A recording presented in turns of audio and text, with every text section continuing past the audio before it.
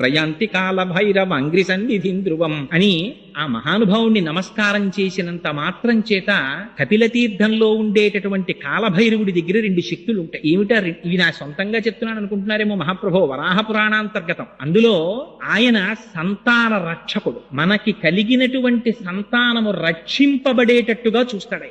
వాళ్ళకి ఎటువంటి ఉపద్రవం రాకుండా చూస్తాడు. 2, ఆ కాలభైరవుణ్ణి ఒక్కసారి దర్శనం చేసి ఎప్పుడైనా ప్రయాణించకూడనటువంటి సమయంలో ప్రయాణం చెయ్యవలసి వస్తే, అర్ధరాత్రి వేళ ప్రయాణం చేసినా, ప్రయాణంలో ప్రమాదం వచ్చినా ఒక్కసారి 3 మాటలు చెప్పమన్నారు. ఏమిటా మాటలు? కాలభైరవా నమోస్తుతే, కపిలేశ్వర నమోస్తుతే, కాశీ విశ్వేశ్వర నమోస్తుతే అని 3 మార్లంటే ప్రయాణంలో తేళ్లు కాని, పావులు కాని, విషక్తిములు కాని మన జోలికి రావుట. ప్రమాదములు ఏవైనా పొంచి ఉంటే తప్పుతాయిట. అటువంటి ఫలితమీయగలిగినటువంటి కాలభైరవుడు అక్కడ